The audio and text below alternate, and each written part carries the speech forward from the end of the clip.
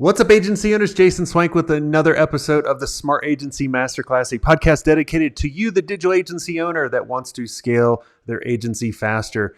And you want to be a fly on the wall when two agency owners are actually chatting. And today I have a great guest where we're going to talk about how they acquire a lot of business. And we were talking in the pre-show, they acquire a lot of business and really spend not much time. So we're going to talk about that. So let's go ahead and jump into the episode.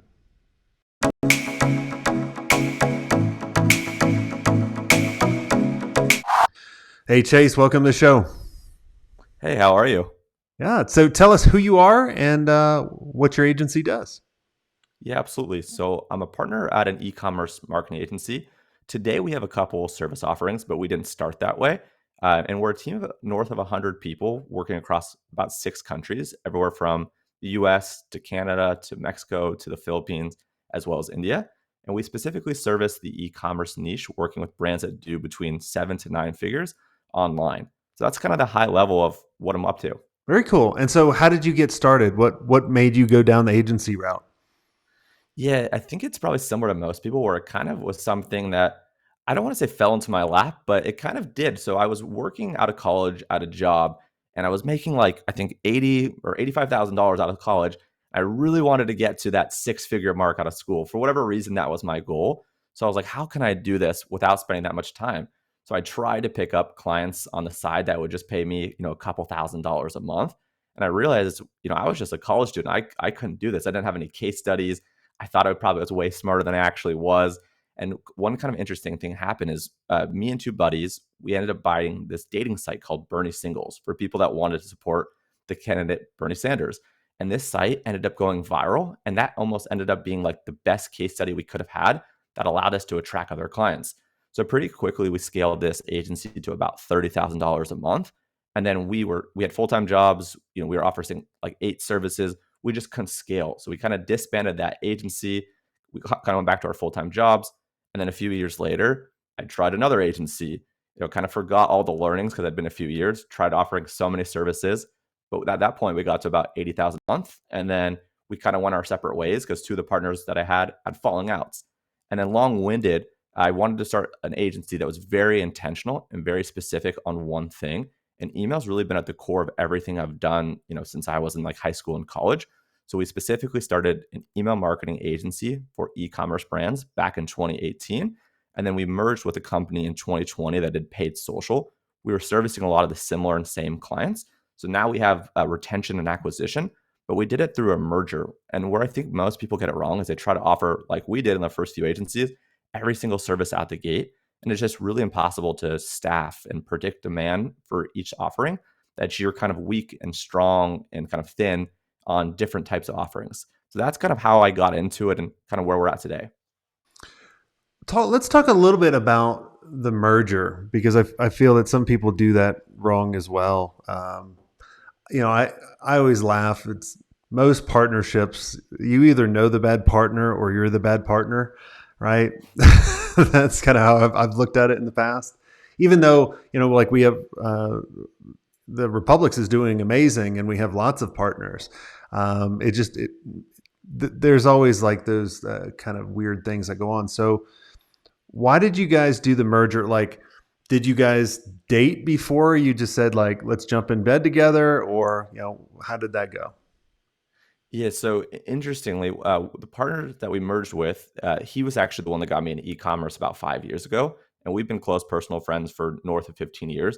So we definitely knew each other. And he also helped seed us a lot of the business we got early on with the email agency. So he knew the work that we did, and they were the paid agency for the email that we were doing. And with email and paid, there's this really symbiotic relationship where email's only as good as the traffic and the leads have coming through. And with paid, right, you could have great traffic and great leads, and they might buy one time, but you really need to focus on increasing lifetime value. And the way that you do that is through retention, things like email, SMS, and Messenger. So we had worked together kind of through mutual clients for about a year and a half. And we're just like, wow, this makes way more sense as like one shared P&L, maybe one shared call. And we just saw that the agency model was going, like everyone was starting to specialize. And at one point, brands could have 8 or 12 different agencies. It was going to end up being way too much.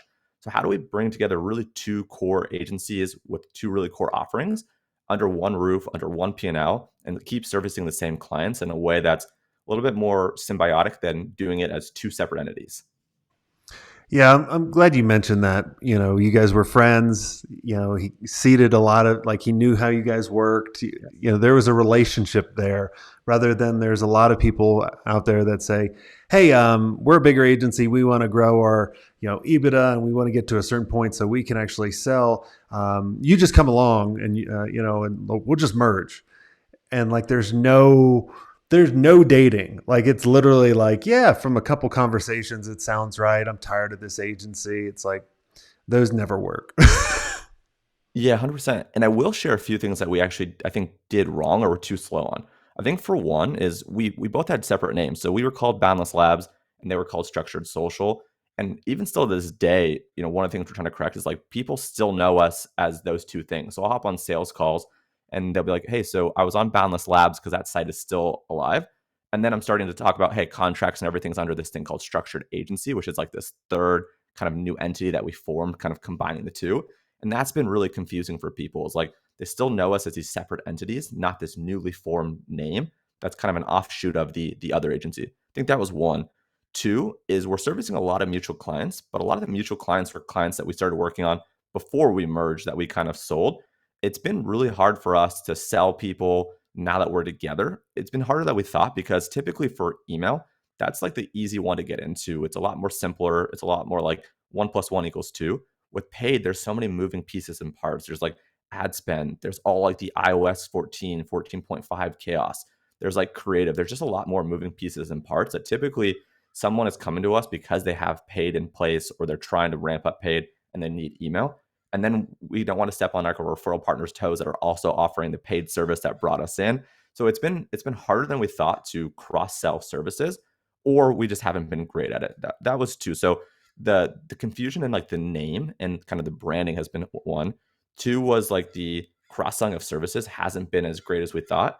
And then three, we thought we were going to have a lot more shared costs and infrastructure, which we have had, but we haven't got to like the economies of scale that we have because we still have like ops on both sides of the house and people haven't really crossed that chasm of understanding the other person's business model and how you offer services and how they differ. So we're about 2-ish years into that and we're still learning and screwing things up.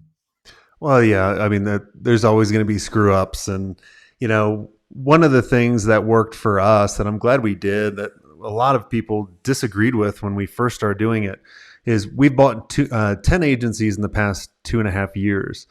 And what we do is we keep their name, we keep their brand. They're just a wholly owned company of Republics. So there is no confusion there, but they know that they're owned by a bigger company that makes it a little bit easier. But cross selling and educating your clients. I remember, I always tell the story of one of my clients that I was coaching, and that over the years they kept offering more and more services. And one of their clients was Spanx. I guess the Yeah. women's thing or something like that.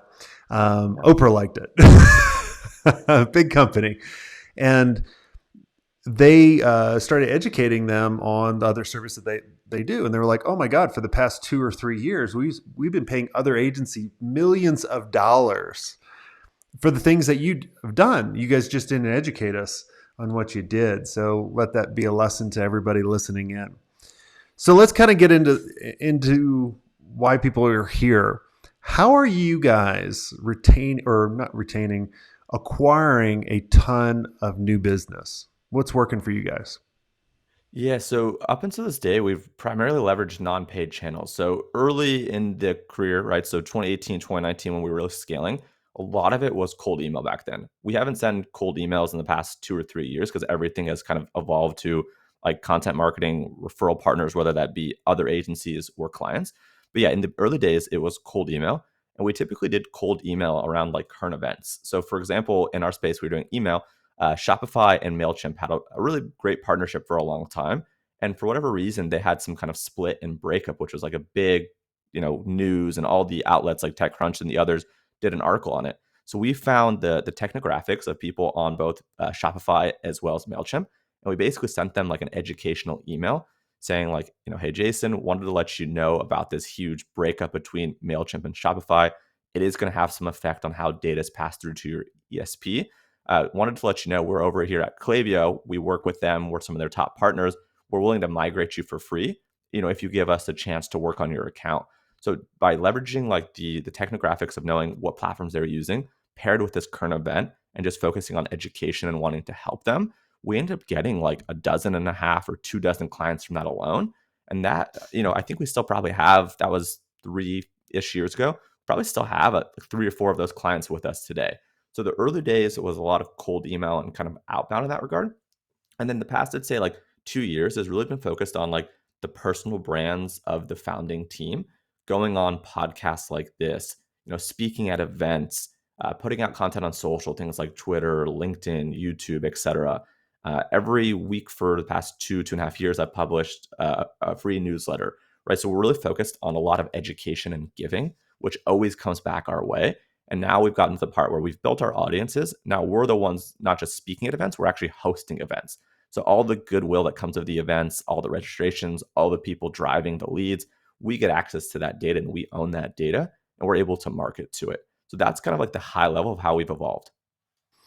Yeah, I love that you explained it, and thank you for explaining kind of the transition over the years, right? And you have to adapt, and it all is. And I tell everybody, one of the 5 major roles of transforming from an owner to an agency CEO is being the face of the organization.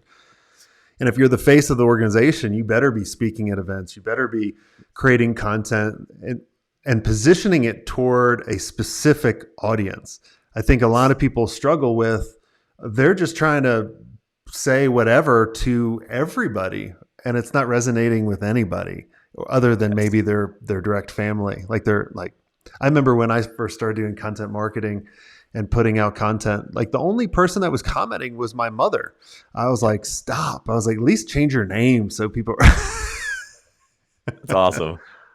So, and a few other things, sorry, really quick, that come to mind. One of the other things I remember that we did in the early days that we haven't done since is we actually became like a great white label partner for other bigger agencies. So we had a couple of bigger agencies that either like weren't specialized in email or knew that we could do it better, that would just bring us in and we would, kind of take on their brand, or sometimes they just directly say, hey, this is our partner agency, this is our sister agency, whatever you want to call it. And I think a lot of people, I don't want to say they have egos, but a lot of people I think are ashamed and they kind of want to represent their own logo and their own company, and they're not willing to be a white labeled solution for other partners. That was a really great way that early on we were able to build case studies, get some revenue in the door, and really kind of just get our feet wet and get a bunch of experience on probably bigger accounts than we should have been working on at the time. So that was cold email plus the white label or early days. And then the other thing, as I kind of alluded to today, a big source outside of kind of the personal brands is referrals. And that kind of comes in 3 shapes. One is partners in terms of technology partners. So Klaviyo, for example, we're one of their top agency partners. They make direct introductions to us of brands that they want us to service. So that's one. The second would be like, I guess, like other personal brands or influencers. There's folks in the space that have big deal flow that want to send them to great places because it's going to make them look good. And we also kick them back 10% monthly for the lifetime of the contract. Most of the deals that we're sending typically are a minimum of 6,000, and depending on the service offering could be 15, 20,000, right? So these guys could be making $600 to a few $1,000s a month, and the retention of clients is pretty long, right? Obviously, it depends on the service, depends on where things are at, but it's not uncommon for us to service clients for 1 to 3 or 4 years, right? We have clients that have been with us since pretty much the beginning. And then the last one is other agencies. So maybe other agencies that specialize in just paid, or other agencies that specialize in just SEO. We'll be their email partner. And part of the reason it's been hard for us to cross-sell sometimes is we do tell them we're not going to sell the service that you sell, right? And it's kind of a little bit tricky because we don't want to violate that. So those are kind of some of the other ways we acquire clients. Yeah, lots to unpack there. And one of them, I remember the easiest way to build your agency in the very beginning is to try to get in bed with other agencies, right? And to have them white label you. My experience was a little different. And this may resonate with some people. And that's why I love this show, because there's always different perspectives and different experiences, out there. What I found is when the biggest agencies in the world started coming to us and white labeling us, They wanted us to still follow their stupid ass process. And then they treated us like shit. And then we couldn't get results because they were such fucking idiots. Sorry, it's a very All good. touchy point for me. This is not a kid All show good. either. But like, it literally drove me crazy. Now, if you find the right partner, yes, I believe it can work. I always liked, and I always told agencies that wanted to use us, I was like, well, let's just position us as a strategic partner. And then two agencies can work together because we have a really good specialization, right? Then the other part that you mentioned was, I love that you're leveraging technology. That was one of the channels that we used at Solar Velocity, where we became one of the best partners in the world for Infinity. Same thing with Microsoft. And you can only really do this when they're coming up fast. Like if it's already a well-established brand. So I know there's some agencies that do this with WordPress. I'm like, WordPress has already been around. Like, like you have to kind of grow with them and figure out what are the emerging technologies and really latch on to that. And you can just have huge success. And I love the partnering with other agencies. We did the same thing there as well. And we had the same kind of, man-to-man agreement, and be like, look, if you do email marketing, we're definitely going to tell them, we'll say, hey, we can't do email marketing. You got to go there. And we even had one situation where the client was like, well, we're firing that agency. So we would go back to the agency and say, hey, they're about to fire you. And they're like, okay, well, you take that over and then give us a kickback. So just, you got to always do the right thing, right? Yeah, 100%. I think that point you just made, like doing the right thing, like I think people in the agency are focused on like the get rich quick often, right? Where like I the hate those sustainability people. and and the longevity really comes from like the reputation. We're willing to sacrifice some dollars because we know that the reputation, that's like longevity. We're focused on 5, 10, 20, 50 years, a lifetime, right? Not the next week, the next month, the next year. And I've made that mistake. So I've definitely learned that the hard way. Yeah. I mean, look, when most people join my mastermind, they've been listening to the show for 4 or 5 years. And some people are like, well, I don't want to do a podcast because like I want results right now. I'm like, well, all right, well, good luck to you.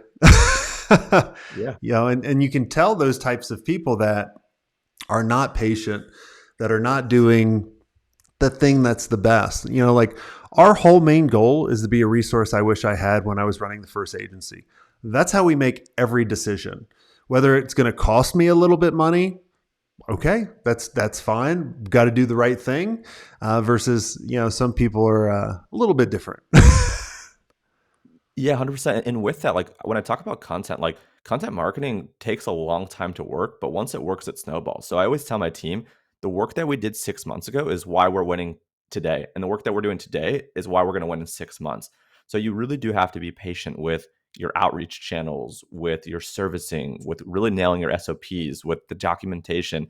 Like nothing is going to happen overnight. And that's the benefit, right? That's in some degrees the moat. It's there's really no cost to start an agency, but some of the moat and kind of some of the IP comes around the way that you build systems, the way that you document it, the way that you build relationships. So there's all these different pieces that kind of incrementally add up, right? There's not one silver bullet, which I think for some people is disappointing. Yeah, there's the certain people's courses that people can go buy if they want silver bullets. And then the silver bullet should be aimed at the owner that just sold you the course. Yeah, Um, 100%. Before we wrap up, I want to ask you about Twitter. You were talking about Twitter's really amazing for you. Other than like Elon Musk and a lot of other people just, throwing up on it. How are you making it work for you guys? Yeah, I think there's three platforms that I'm focused and interested on. Twitter's number one. I'd say LinkedIn's number two, and then I'd say video's number three. And when I say video, I'm kind of equally throwing the videos I create on TikTok, Instagram Reels, and YouTube Shorts. So it's the same video, I'm just kind of repurposing. But Twitter's my largest platform. So at the time of recording this, I've got in the ballpark of like 70 to 80,000 followers, and I'm getting about 3 million monthly impressions every single month for free on my content. So the few things about Twitter is you have to be very active. So I'm tweeting, about copywriting, about building an agency, about email marketing, about referral partners, about really the core things that I care about. I'm posting like 3 to 5 tweets a day. A lot of it's responding to DMs, a lot of it's commenting. And really the big thing on Twitter, the way to grow is threads. And threads just take so much time. And they're really kind of like a mix between this art and this science of like, you have to have the hook and you have to have substance and you have to keep people really interested.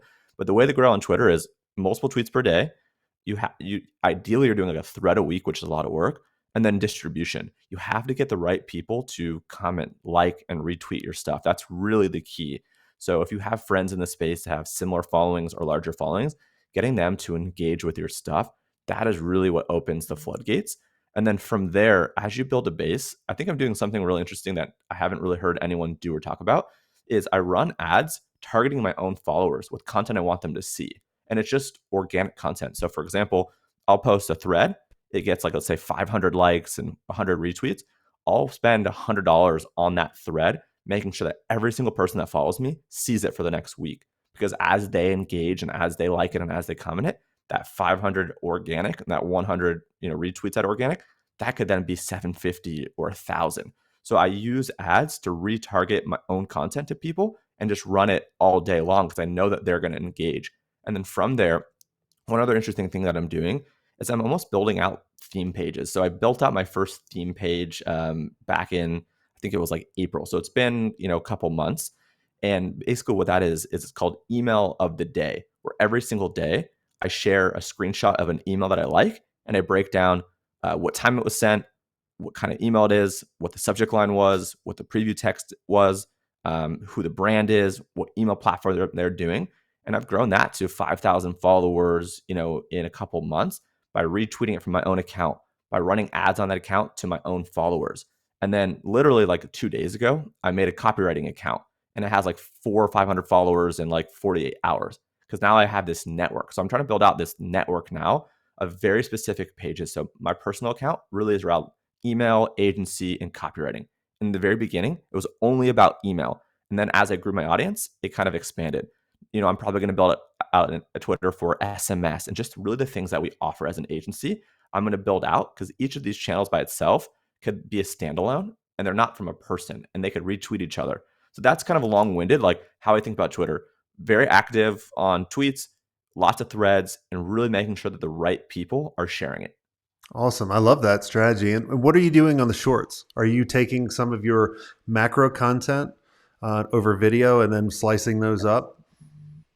Yeah, so I'm doing that, but also what I'm doing is, so because my Twitter is the biggest platform that I have, I think I've got like 25,000 on LinkedIn and maybe 17,000 on Instagram, et cetera. All the other channels are smaller. Any content that works on Twitter, I'm repurposing to the other channels. So if something hits on Twitter within the first 5 minutes, it'll go on my personal Facebook, it'll go on my LinkedIn, it'll go on my Instagram story, and then it will go elsewhere. And then from that, every single month, I'm pulling my analytics on Twitter, seeing my top tweets of the month, which ones are getting hundreds or thousands of likes and tons of engagement. And I'm turning those actually into videos. So for example, one thing might be, hey, with email marketing, there's actually two subject lines, right? You have the real subject line and B, you have the preview text or the pre-header text, right? You want to use the pre-header text to drive curiosity and intrigue to get people to open the email. It needs to actually be interesting and relevant, not clickbaity. So if that was a tweet, for example, I would basically do that over video. I'd have someone edit it where they do like the cool kind of captions and kind of the animations on it. And then I just go throw that on all the platforms. So right now I've been experimenting with a daily video on YouTube, that's a short, Instagram Reels and TikTok. And I've actually also been posting that video on Twitter and other platforms as well. So I'm getting a lot of usage out of the same content just in terms of repurposing. I love it. I love it. I love that strategy. Well, this has all been amazing, Chase. Is there anything I didn't ask you that you think would benefit the agency owners listening in? No, not that I can think of. I think this was great. Thank you for having me. Yeah, definitely. And what's the agency URL? People can go and check out the agency. So it's called structured.agency. So structured.agency. Easy enough. Well, awesome. Well, everyone go check that out. And if you guys enjoyed this episode, make sure you like, subscribe, share it out with a friend. You'll help them out. You'll help us out because our whole goal is to help you, the agency owner, grow and scale faster. And if you guys want to be around amazing agency owners where we can see the things you might not be able to see, have a lot of fun, and scale your agency faster. I'd love to invite all of you to go to digitalagencyelite.com, check out what we're doing. And until next time, have a swank day.